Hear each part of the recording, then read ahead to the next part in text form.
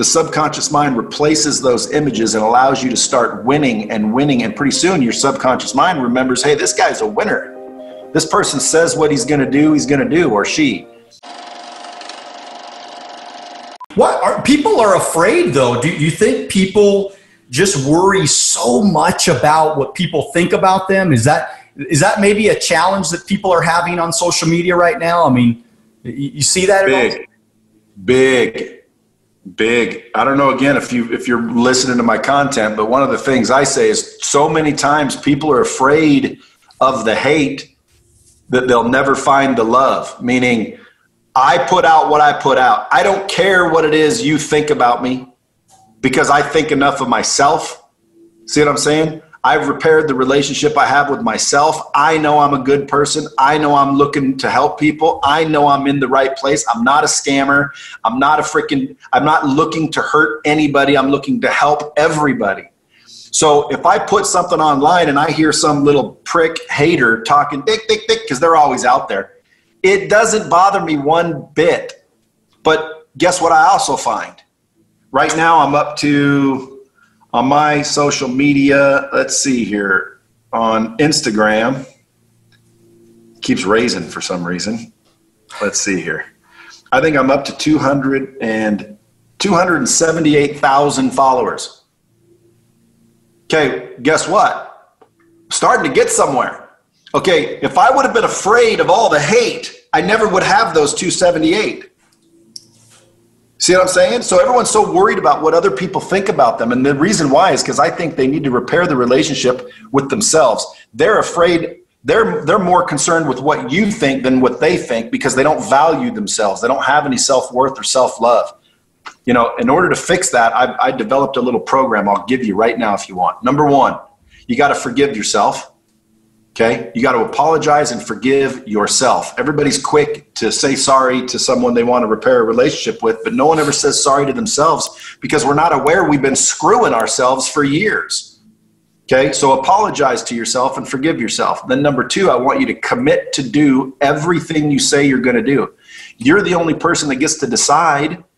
You can just not commit. That's all. You get to choose what you commit to. So don't act like it's a big pressure to do what you say you're going to do. Actually do what you say you're going to do, or don't say it. That's step two. Step three is set 10 small goals a day. Everybody wants you to tell you to set these humongous goals. Like, dude, I've been setting humongous goals my whole life, and every time I fail to reach them. And so deep down, subconsciously, I'm losing. I lost. I failed. I lost. I failed. I lost. Well, why do I keep wanting myself to fail and lose over and over and over? Well, you know, it's better to shoot high and come in short. Not necessarily for this, not for this purpose. This purpose, I want you to set small goals that are very attainable because I want you to win and win. The subconscious mind replaces those images. The subconscious mind replaces those images and allows you to start winning and winning. And pretty soon your subconscious mind remembers, hey, this guy's a winner. This person says what he's going to do, or she. So commit to 10 small things every single day and make sure that you do them. And then step 4 would be weed out your garden. Notice the people talking shit because you'll start to notice them. Oh, Daniel, you don't want to come hang out? Oh, you Mr. Cool now? Oh, you don't want to hang out with us anymore? Are you Mr. College boy? You know, whatever they say, you'll notice them. Even if it's your parents, shut them off. Do not accept what they're saying because what goes in is, again, going to interrupt what I'm trying to help you do. And all we're trying to help you do is replace the imagery with positive wins. You're a good person. You don't lie. You do what you say. You're going to win. You're winning. You're winning. You're winning. So that just goes. Now, 60 or 90 days later, believe it or not, you'll naturally start to feel like you deserve a little more. You know, if you're in a bad relationship, you're going to start to look at your partner like, who are you to talk to me this way? If you're in a dead-end job, you'll start to think, man, why am I deserve more money. And see, again, those haters will pop up. Oh, you deserve more money? Are you Mr. Big Shot now?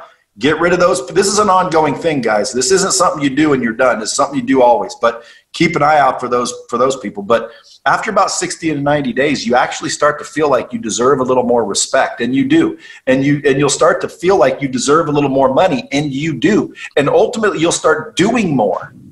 Because when it boils down to it, Daniel, here's the secret.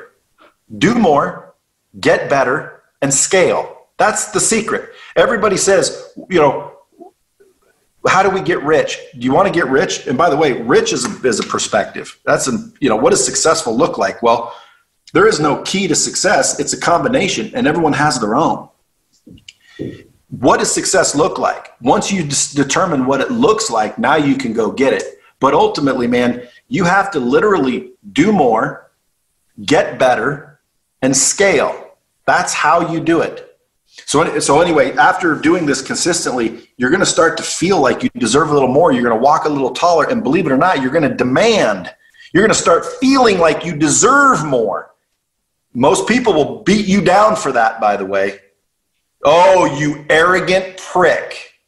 Who are you to think you deserve more? Oh, now you're highfalutin. You see what I'm talking about? They'll start appearing.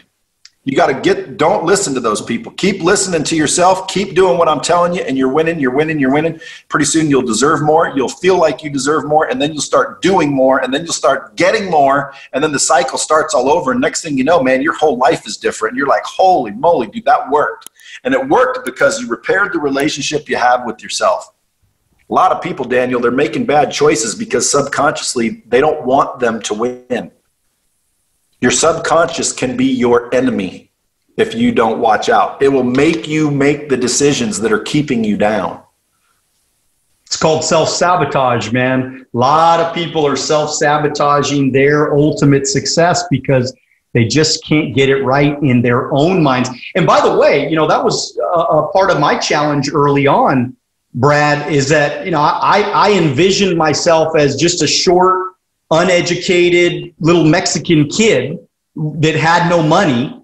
And so I was intimidated by so many people. And then when I started to even have some success, I kind of limited myself because I said, holy shit, Daniel, who do you think you are, man? You're not that smart. How could you be making all this money? How could you be having all this success? You're not even that smart. I mean, maybe you're just lucky. And I started to put myself down, and I saw my success stall a little bit until I figured that out. And I think that, when you talked about forgiving yourself and then just totally committing to doing what you say you're going to do and set those small goals every day, man, I got up, Brad, and I wrote down every night before I went to bed, I wrote down the things that I needed to do, the goals that I had for the next day. And man, shit, I weeded the hell out of my yard, man. I mean, I got rid of everybody. I mean, still to this day, I'm sure my old buddies in high school, they still talk shit about me. And they used to say, are you a millionaire yet, man? Are you making $1 million? And it just rings in my head. And as I wake up in my $3 million home today and completely been financially independent since I was 28. And I just thank God, Brad, that I didn't listen to those assholes. And so, hey, man, this has been effing unbelievable. That was like, you were in the zone right now, dude. I mean, you were like on fire. And I appreciate you for that. Hey, couple last little ending deals here. You have a favorite book, man? I mean, how do you self-improve? I think my favorite book is The 4 Agreements. Okay. Don Miguel Ruiz. Go read that book. That is an unbelievable book.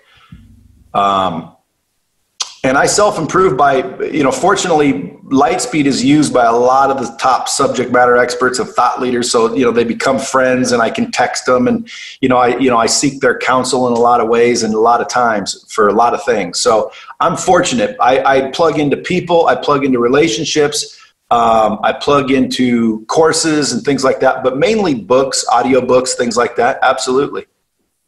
How about favorite movie? My favorite movie of all time would probably be, of all time, I would bet, is True Romance. Quentin Tarantino's first movie, by the way. Most people don't know it. Most people have never heard of True Romance. If you go rent it to this day, I'm telling you, it'll be one of your favorite movies if you like action. I mean, everybody's in it. It's my favorite all-time movie. My favorite Western is Tombstone. Okay. Love it. Favorite food? You know, I'm a steak and potatoes kind of guy, you know. Beautiful New York strip with a baked potato and, you know, STK is my favorite restaurant. Yeah, I saw you at the Palms. I don't know if you remember that, but I saw you at the Palms, said hi. We were, what's that, 9, right? Or did they change the name? I think it's, what's the Palms restaurant? It's called Scotch 80 now. Oh, Scotch 80 now, yeah. Ice cream or cake, man? Ice cream. Ice cream, love it. All right, Brad, we've gotten so much value today, man. It's been unbelievable spending some time with you. Tell us how to get a hold of you, because there's a lot of people that want to follow you right now. There's a lot of people that will be excited to meet you. And I know there are some major thought leaders out there that I'm friends with right now that they're going to be contacting you saying, man, how do I get a part of that, you know, Lightspeed, and what do I got to do to be a part of that? So give us all your info, man. Well, you can just Google me, Brad Lee, that's L-E-A. You'll find me. It's impossible not to. I've got a lot of articles and blogs and things, so you'll find me. Instagram, just the real Brad Lee. It's spelled L-E-A is the only different. Most people say, is that Leah? I say, I don't know. Do you drink Tia? But no, it's L-E-A, Brad Lee. You'll find me. If you're interested in Lightspeed, either DM me, find me, reach out, or just go to Lightspeed VT as in virtual training, Victor Thomas, you know, lightspeedvt.com. I waived all the setup fees. It used to cost 25 grand to set it up. I've waived that for all your listeners. All right, love it. I did it. I've done it permanently. The coronavirus, I don't want people to spend a lot of money setting up a platform, even though it'll make them money or help them train people better. I waived all setup fees. Right now, there's no expense to getting it spun up and going. So please, if we can help you, reach out. Yeah, you better believe it, man. We'll be talking for sure. All right, everybody. Thank you so much, Brad, for coming out on Wealth on the Beach podcast with us today. We appreciate your time, man. I just want to remind everybody to make sure that you dream bigger than ever, but make sure that you do it now. God bless you. We'll see you at the top.